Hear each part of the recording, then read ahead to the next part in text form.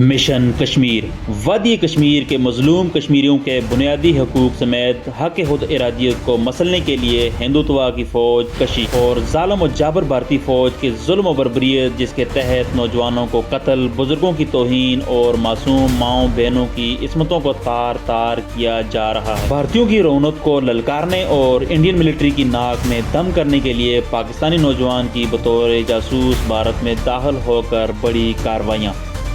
Mission Kashmir 10वीं जमात पास करने के बाद मैं कॉलेज में दाखिल हो गया। वालिद साहब को बेटी के गम ने वक्त से पहले बूढ़ा और कमजोर कर दिया था। मैं उनकी बड़ी दिलजोई करता, मगर बेटी के कत्ल का मंजर वो न भूलते थे न मैं ही भूल सका था। वक्त गुजरता गया, मैं ज्यादा तफसील में नहीं जाऊंगा। मैंने भी ये पास कर लिया और एक कारखाने में मुझे कलरक की नौकरी मिल गई। उस जमाने में मुजाहिदीन कश्मीर की तहरीक अपने उरूज पर थी। भारत ने कश्मीर में कश्मीरियों की मर्जी के खिलाफ अपनी फौजें भेजकर वहां कब्जा कर लिया था। भारतीय फौज भारतीय हुकूमत के इशारे पर कश्मीरियों पर तरह तरह के जुल्म और सितम तोड़ रही थी। कश्मीरी मुजाहिदीन पर बेपनाह तशद्दुद किया जा रहा था। औरतों को अगवा किया जाता रहा। हिरियत परस्त कश्मीरियों को गोलियों का निशाना बनाया जा रहा था। वालिद साहब ये सब कुछ अखबारों में पढ़ते हैं तो उनका चेहरा शोले की तरह तमतमाने लगता। वो बहुत कमजोर हो गए थे, मगर मुसलमान कश्मीरी मुजाहिदीन पर इंडियन फौजियों के जुल्म और सितम की खबरें पढ़कर वो सीने पर हाथ मारकर कहते, मरने से पहले मैं जहाद कश्मीर में जरूर हिस्सा लूंगा। ए खुदा, मुझे अपनी ताकत अता फरमा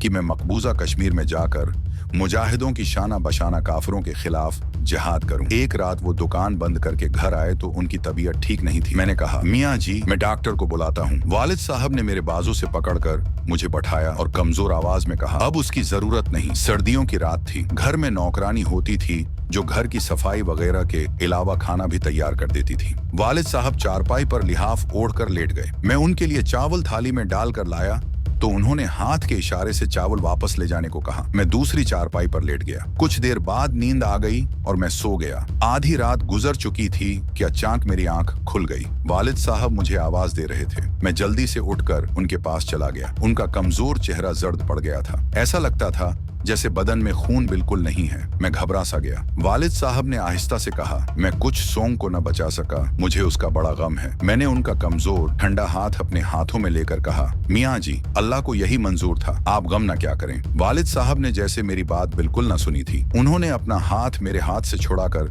मेरे बाजू पकड़ लिया। उनके हाथ की गिरफ्त हैरत अंगेज तौर पर बड़ी सख्त थी। उन्होंने मेरी तरफ देखा और कहा, एक दिन तुम्हें भी मरना है, मगर मेरी तरह बस्तर पर लेटे लेटे मत मरना। कश्मीर के जहाद में काफिरों से लड़ते लड़ते शहीद होना, मुझे दफन करने के बाद अमृतसर जाना। वालिद साहब ने फतह शाह बुखारी के मजार के मुतौली का नाम लेकर मुझे हदायत की कि मैं मजार के शहजादे से जाकर कहूँ वो मुझे जहाद कश्मीर के मैदान जंग में पहुंचा देगा। वालिद साहब ने मेरे बाजों को अपनी गिरफ्त में मजबूत करते हुए कहा, जब मकबूजा कश्मीर आजाद हो जाए तो मेरी कब्र पर आकर मुझे ये खबर जरूर देना, मुझसे वादा करो। मैंने कहा, मियाँ जी, मैं वादा करता हूँ। वालिद साहब के चेहरे पर एक चमक सी आ गई। उन्होंने मेरा बाजू छोड़ दिया और आहिस्ता से बोले, जिस खेत में मैं अपनी बेटी की लाश छोड़ आया था वहाँ जाकर फातिहा पढ़ना और ऊंची आवाज में कहना कि कुलसूम, अपने बाप को माफ कर देना, वो तुझे दुश्मनों की जमीन पर बेगोर वो कफन छोड़ आया। वादा करो। मेरी आंखों में आंसू थे। मैंने मियाँ जी का नहायत कमजोर हाथ अपने हाथ में लेकर कहा, मैं वादा करता हूँ मियाँ जी, वादा करता हूँ। इसके साथ ही मियाँ जी की रूह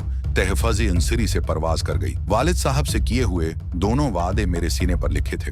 उन दोनों वादों को पूरा करना मेरी जिंदगी का मिशन बन गया था। यही वो मिशन था जिसको लेकर मैं भारत में दाखिल हुआ था। छोटी बहन पाकिस्तान के नाम पर, इस्लाम के नाम पर शहीद हुई थी। वहाँ फातिहा पढ़कर उसकी रूह को सवाब पहुँचाना, मियाँ जी का पैगाम उसकी रूह को पहुँचाना और अपनी जिंदगी जहाद कश्मीर के लिए वक्फ करना, ये सारी बातें यहाँ तो मैंने पूरी तफसील से लिखी हैं। लेकिन उस रात फतह शाह बुखारी के मजार की कोठरी में मैंने सैयद साहब के छोटे भाई को मुख्तसरन बयान की। मैंने उस शख्स का नाम लिया जिसके पास मेरे वालिद साहब ने कहा था कि मजार का मुतौली बड़े शाह जी मुझे पहुंचा देंगे। जी कोई खास मजाहिद था। मैं उसका असली नाम यहाँ नहीं लिखूंगा, आप जो चाहें उसका नाम रख लें, मैं उसे कमाल शाह बुलाऊंगा। सैयद साहब मेरी सारी बातें सुनकर सोच में पड़ गए। फिर सिर उठाकर मेरी तरफ देखा और कहा, मेरे अजीज, तुम बड़ा नेक मकसद लेकर पाकिस्तान से आए हो। जिन साहब का तुमने नाम लिया है मैं उन्हें जानता हूँ। वो कभी कभी रात के वक्त पुलिस वालों की नजरों से छपकर मेरे बड़े भाई साहब को मिलने यहाँ आया करते थे। मैंने कहा, बस आप किसी तरह मुझे उनके पास पहुंचा दें। सैयद साहब कहने लगे, उनके बारे में मैं सिर्फ इतना जानता हूं कि वो हिरदा जिला रोशंगा आबाद मध्य प्रदेश से आया करते थे। उनके बारे में मेरे बड़े शाह साहब ने मुझे बताया था कि वो जबरदस्त मुजाहिद और तरबियत याफ्ता कमांडो हैं। भारतीय फौज की कमांडो फोर्स में हुआ करते थे। वहां से रिलीज होने के बाद अब जिला रोशंगा आबाद के किसी करीबी जंगल में रहते हैं। वो क्या करते हैं इस बारे में बड़े शाह साहब ने मुझे कुछ नहीं बताया था। अब ये बात मेरी समझ में आने लगी थी कि वालिद साहब मुझे उस मजाहिद और तरबीत याफ्ता कमांडो के पास क्यों भिजवा रहे थे। जिहादी कश्मीर में शरीक होकर शहीद होना कोई मुश्किल काम नहीं था। आप फायरिंग करते हुए भारत की किसी पोस्ट के साथ जाकर खड़े हो जाएं। आपकी फायरिंग से कोई दुश्मन मरे या ना मरे, दुश्मन की गोली आकर आपको लगेगी और आप इसी वक्त शहीद हो जाएंगे। आपकी शहादत में किसी को जरा भी शक नहीं होगा, लेकिन इस शहादत का आजादी कश्मीर की तहरीक को कोई फायदा नहीं पहुंचेगा। वो शहादत तहरीक के लिए बेहद मुफीद होती है, जो दुश्मन को किसी फौजी ऑपरेशन के बाद जबरदस्त और दो रस नुकसान पहुंचाने के बाद हासिल की जाए। दुश्मन को ऐसा नुकसान में कमांडो बनकर ही पहुंचा सकता था, और अगर खुदा ने मेरी किस्मत में शहादत की सादत लिखी हुई है तो मैं ये शहादत कमांडो ऑपरेशन के साथ दुश्मन को नाकाबिल तलाफी नुकसान पहुंचाने के बाद ही हासिल कर सकता था। वालिद साहब यही चाहते थे कि मैं जिहादी कश्मीर में शामिल होने से पहले कमांडो की पूरी तरबियत हासिल करूं। इस मकसद के लिए उन्होंने कमाल शाह को मुंतखब किया था, जो मुझे मजार के मुतवल्ली सैयद साहब के तवस्सुत से ही मिल सकते थे। अब जब छोटे सैयद साहब ने मुझे बताया कि कमांडो कमाल शाह भारत के सूबा मध्य प्रदेश के हिरदा जिला में किसी जंगल में रहते हैं, तो सूरत हाल मेरे लिए मजीद पेचीदा हो गई थी। मैंने सिवाय अमृतसर मजीठे के इलाके के हिंदुस्तान का और कोई इलाका देखा ही नहीं था। मुझे कुछ मालूम नहीं था कि मध्य प्रदेश किस बुला का नाम है और हिरदा नाम का जंगल कहाँ है, मगर मैंने कमांडो कमाल शाह साहब के पास जाने का दिल में फैसला कर लिया था। ये मेरे वालिद साहब की आखिरी ख्वाहिश भी थी, और मैं भी कमांडो बनकर काफिरों से अपनी छोटी बहन के खून का बदला लेना चाहता था। और अब तो हर वो लड़की जो मकबूजा कश्मीर में काफिरों के जुल्म और सितम और तशद्दुद से शहीद होती थी, वो मुझे अपनी बहन कुलसूम ही लगने लगती थी। मैंने सैयद साहब से कहा, मैं कमाल शाह साहब के पास जाना चाहता हूँ, मुझे बताइए कि मैं उनके पास कैसे पहुँच सकता हूँ। सैयद साहब ने बाहर कोई आहट महसूस की होगी। उन्होंने मुझे चुप हो जाने का इशारा किया और जल्दी से उठकर दरवाजे के पास गए और किसी सुराख में से बाहर देखा और फिर पीछे हटे और मुझे कहा, बरखुरदार, इस वक्त रात काफी गुजर चुकी है, तुम यहीं सो जाओ, सुबह मैं खुद तुम्हारे पास आऊंगा, तुम मेरे आने से पहले बाहर ना निकलना। सैयद साहब चले गए। बंद कोठरी में हब्स और गर्मी जरूर थी। यहाँ पंखा नहीं था, मगर चूंकि अभी गर्मी का मौसम बाकायदा शुरू नहीं हुआ था, इसलिए कोठरी के थोड़े से हब्स ने मुझे ज्यादा देर तक न जगाया और मुझे नींद आ गई। सुबह मुझे सैयद साहब ने आकर जगाया। मेरा लिबास अभी तक सिवाय सब्ज टोपी और मिलंगों वाले कपड़ों के वैसा ही था। वो अपने साथ मेरे उतारे हुए कपड़े यानी जीन्स, पतलून, जैकेट और जॉगर शूज भी लाए थे। उन्होंने मेरे कपड़े एक तरफ रख दिए और कहा, मेरे साथ आ जाओ, हम नाश्ते पर बात करेंगे। मैं कोठरी से निकलकर खुली फजा में आया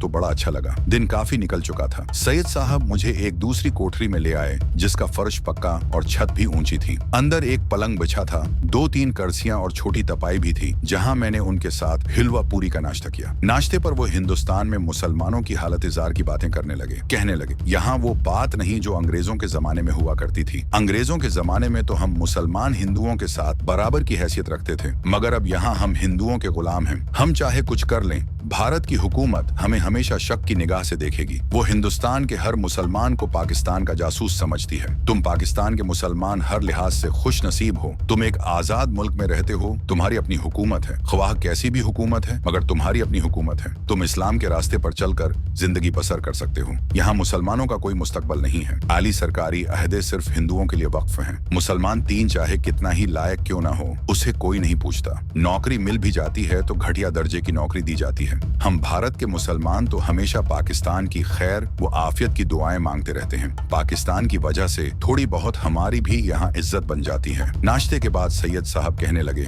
मैंने चाय के लिए कह दिया है, चाय पर असली बातें करेंगे। मैंने उनसे पुलिस के बारे में पूछा कि बाहर अभी कोई खतरा तो नहीं। सैयद साहब बोले, मेरे अजीज, यहाँ कुछ पता नहीं। बाहर जो मिलंग बैठे हैं उनमें से कोई खफिया पुलिस वाला भी हो सकता है। एक मिलंग पर मुझे शक था, क्योंकि उसकी शक्ल नई नई थी, वो चला गया है, इसलिए फी अलहाल तो कोई खतरा नहीं। मैंने कहा, यहाँ का थानेदार क्या नाम था? वो बोले, शर्मा जी। हाँ, वो तो आपको मेरे बात परेशान नहीं करेगा। सैयद साहब सिर को हल्का सा झटक कर बोले, हम चाहे कुछ कर लें, ये अंडीन पुलिस वाले कभी किसी मुसलमान पर एतबार नहीं करते। वो हमें हमेशा पाकिस्तान का जासूस समझते हैं। हालांकि तुमने खुद देख लिया है कि कि हमारा पाकिस्तान से कोई ताल्लुक नहीं, लेकिन शर्मा थानेदार को कभी यकीन नहीं हो सकता। हम भी उनकी ज्यादा परवाह नहीं करते और फिर कभी ऐसा हुआ भी नहीं कि तुम्हारी तरह कोई पाकिस्तानी यहाँ आया हो और हमें उसे छिपाना पड़ जाए। मेरे बड़े भाई यानी बड़े शाह साहब हुआ करते थे, तो उनसे मिलने कभी कभार वही कमांडो मुजाहिद साहब जिला होशंगाबाद के जंगलों से निकल कर आया करते थे। उन दिनों अमृतसर का एक सिख थानेदार हुआ करता था। एक बार वो उनकी बो लेता हुआ यहाँ आ गया था और बड़े शाह साहब से इस बाबत पूछगछ की थी, मगर बड़े शाह साहब ने सिख थानेदार की खूब खबर ली थी और उसे ये कहकर मजार से निकाल दिया था कि अगर अब तुम यहाँ आए तो मैं दिल्ली सीधा पंडित नेहरू की बेटी के पास जाकर तुम्हारी शिकायत करूंगा। बस उसके बाद यहाँ कोई पुलिस वाला नहीं आया। इसी दौरान एक लड़का चाय लेकर आ गया। चाय का दौर चलने लगा। लड़का चला गया तो सैयद साहब कहने लगे, तुम्हारी बात और है मियाँ, तुम पाकिस्तानी जासूस नहीं हो। अगर जासूस होते भी तो खुदा की कसम हम तुम्हें अपने सीने से लगा लेते। पाकिस्तान के लिए तो हमारी जान भी हाजिर है, मगर तुम एक बुलंद तरीन मकसद लेकर यहाँ आए हो। अगर तुम्हारे पासपोर्ट पर अमृतसर का वीजा लगा होता तो शायद तुम्हें इतनी परेशानी न उठानी पड़ती, मगर चूंकि तुम्हारे पास दिल्ली का वीजा था और तुम वहाँ से छिपकर यहाँ आए हो, इसलिए कुदरती बात है कि तुम्हारे पीछे खुफिया पुलिस लगी होगी। क्योंकि दिल्ली दारुल हुकूमत है। जो पाकिस्तानी दिल्ली का वीजा लगवा कर आते हैं, पुलिस उनकी निगरानी करती रहती है। अगर कोई पाकिस्तानी दिल्ली से बाहर किसी शहर का रुख करे तो फिर वो उसे जासूस समझकर उसके पीछे लग जाती है। तुम्हारे साथ भी यही हुआ था, मगर तुम फिक्र न करो, यहाँ अब तुम्हें परेशान करने कोई पुलिस वाला नहीं आएगा। मैंने मतलब की बात शुरू करते हुए कहा, मुझे ये बताइए कि मैं मुजाहिद कमांडो कमाल शाह साहब के पास किस तरह पहुंच सकता हूं। सैयद साहब कहने लगे, मैं तुम्हें हिरदा जिला होशंगाबाद तक पहुंचने का रास्ता तो बता दूंगा, मगर उसके आगे तुम्हें खुद कमाल शाह साहब की तलाश करना होगी। ये इतना जरूर मालूम है कि हिरदा से कोई 10 मील आगे दरियाए जब्दा के किनारे साबिक रियासत इंदौर की हुदूद में गोयत नाम का एक गाँव है। बस यहीं से जंगल शुरू होता है, जिसके अंदर कहीं कमाल शाह साहब ने अपना ठिकाना बनाया हुआ है। हमने सुना है कि वहाँ वो खास कश्मीरी हरियत पसंदों को कमांडो की ट्रेनिंग देते हैं। मैं कुछ पूछने ही वाला था कि बाहर से किसी ने दरवाजे पर दस्तक दी। सैयद साहब चाबिक दस्ती से उठकर दरवाजे की तरफ बढ़े। बाहर एक औरत आई हुई थी। सैयद साहब औरत से कुछ देर बातें करते रहे, फिर दरवाजा बंद करके अंदर आ गए और मेरे पास बैठ गए। मैंने पूछा, ये हिरदा शहर जिसका आपने नाम लिया, ये कहाँ पर है और यहाँ जाने के लिए मुझे कौन सी रेलगाड़ी पकड़नी होगी? सैयद साहब ने कहा, मियाँ तुम हिंदुस्तान में बिल्कुल नए आए हो। मैं तुम्हें कैसे बताऊं कि मध्य प्रदेश क्या है और कहाँ है। भोपाल और बम्बई का नाम तो तुमने जरूर सुना होगा। मैंने ये नाम पाकिस्तान में अखबारों और रिसालों में पढ़े हुए थे। मैंने कहा, नाम जरूर सुने हैं, मगर मालूम नहीं कि ये शहर कहाँ पर वाक़ई है। सैयद साहब कहने लगे, यहाँ से आदमी बम्बई जाए तो बम्बई, भोपाल लाइन पर एक शहर आता है जिसका नाम हिरदा है। ये जिला होशंगाबाद का बड़ा अहम शहर है और इनाज की बड़ी मंडी है। यहाँ पैसेंजर ट्रेन भी ठहरती है और एक्सप्रेस ट्रेन शायद थोड़ी देर के लिए रखती है। बस तुम्हें यही जाना होगा। अमृतसर से तुम्हें हिरदा का टिकट मिल जाएगा। मैं अपना आदमी तुम्हारे साथ कर दूंगा, वो खुद तुम्हें गाड़ी में बैठा आएगा। आगे तुम्हें खुद एहतियात से काम लेना होगा। मैंने अभी तक सैयद साहब को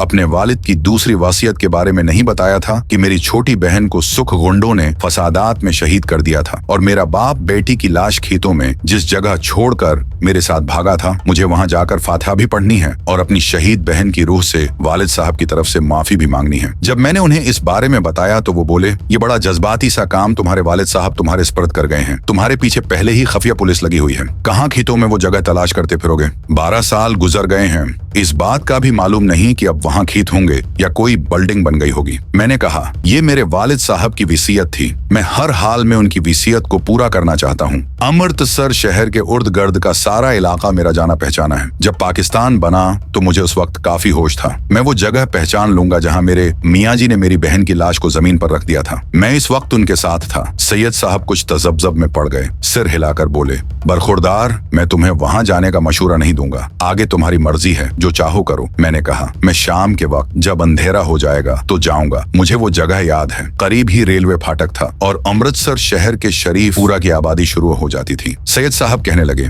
अब शरीफपुरा का नाम सखू ने सिंहपुरा रख दिया है। ठीक है, अगर तुमने इरादा कर ही लिया है तो फिर आज शाम को वहाँ चले जाना, लेकिन एक बात का तुम्हें मुझे यकीन दिलाना होगा। फरमाइए, मैंने पूछा। सैयद साहब ने कहा, अगर खुदा ना करे तुम्हें पुलिस ने पकड़ लिया तो पूछ-गुछ के वक्त हमारा नाम न लेना। मैंने कहा, आप यकीन रखें, पुलिस मुझ पर कैसा भी तशद्दुद क्यों ना करे, मेरी जबान पर आपका नाम नहीं आएगा। सैयद साहब का चेहरा बता रहा था कि इन्हें मेरी बात पर यकीन नहीं आया। सिर को हिलाते हुए बोले, भाई तुम यहाँ की पुलिस के तशद्दुद से वाकिफ नहीं हो, खुदा ना करे, खुदा ना करे। और वो सिर झुकाए उठकर चले गए। दोपहर तक मैं उसी कमरे में रहा। फिर सैयद साहब आ गए। कहने लगे, जितना कुछ मैंने अपने तौर पर पता कराया है उससे तो यही जाहिर होता है कि अमृतसर पुलिस को यकीन हो गया है कि तुम अमृतसर से निकल चुके हो। अब ऐसा है कि मैं चाहता हूँ ये काम तुम आज शाम ही कर लो, मगर तुम्हारा अकेले ही जाना बेहतर होगा। मैं सूरज गुरूब होने तक वहीं उसी कमरे में रहा। जब सूरज डूब गया और शाम का हल्का हल्का अंधेरा फैलने लगा तो मैं सैयद साहब को बताकर मजार से निकल खड़ा हुआ। मैं जीन्स और जैकेट वाले लिबास में ही था। मजार वाले मैदान को पार करने के बाद मैं गंदे नाले के साथ साथ चलने लगा। मुझे मालूम था कि ये नाला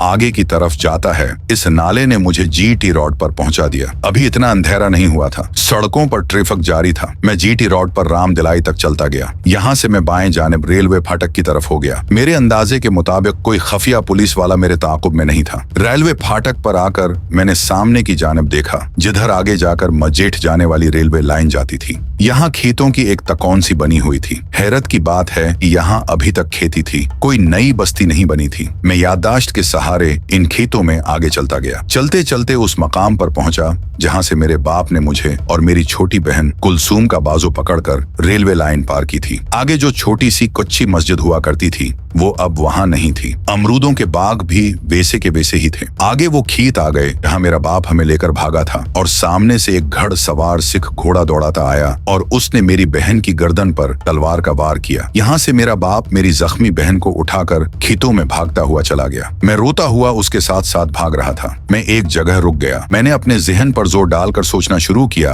कि क्या ये वही जगह है जहाँ मेरी प्यारी बहन की लाश हम छोड़ गए थे। पूरा यकीन नहीं आता था। मैं कुछ कयास कर रहा था, कुछ अंदाजा लगा रहा था। शाम का अंधेरा अब गहरा हो गया था। खेतों पर रात के ओलेन अंधेरे की चादर सी फैलने लगी थी। अचानक मुझे चंबीली के फूलों की सी महक आई। मैंने कोई ख्याल न किया। मैंने सोचा हो सकता है उधर उधर किसी खेत में चंबीली लगी हो और उसके फूलों की खुशबू हुआ के साथ उधर आ गई हो। मैंने दूसरे खेत में जाने के लिए कदम उठाए तो चंबीली की खुशबू तेज हो गई। बिल्कुल इस तरह लगने लगी जैसे किसी ने चंबीली के फूल मेरे चेहरे के करीब कर दिए हों। मेरी छोटी बहन कुलसूम बालों में चंबीली के गुजरे लगाया करती थी। मैं वहीं साकत सा हो गया। चंबीली की खुशबू पहले से ज्यादा तेज हो गई थी। मुझे ऐसा महसूस हुआ जैसे मेरी शहीद बहन की रूह मेरे पास खड़ी है। मेरी आंखों में आंसू आ गए। यकीनन यही वो जगह थी जहां हम कुलसूम की लाश छोड़ गए थे। मैंने दोनों हाथ उठाकर फातिहा पढ़ी और मेरी आंखों से आंसू बह रहे थे। मैंने बुलंद आवाज में कहा, कुलसूम, मियाँ जी ने कहा था मुझे माफ कर देना। मैं तुम्हारी मैयत बेगौर वो कफन छोड़ आया। मेरी बहन, मुझे भी माफ कर देना। और मैं रोते रोते वहीं खेत में बैठ गया और मिट्टी को हाथ लगाकर अपने हाथ को बार बार चूमने लगा और अपनी शहीद बहन से मुआफिया मांगने लगा। मैं देर तक खेत में बैठा, दोनों हाथ अपने चेहरे पर रखे रोता रहा। जब मेरा गम कुछ हल्का हुआ तो आहिस्ता आहिस्ता खेत से बाहर निकल आया। उस वक्त चारों तरफ रात का अंधेरा फैल चुका था। मैंने महसूस किया कि चंबीली की खुशबू मेरे साथ साथ आ रही थी। जब मैं हिलवे भारत पर पहुंचा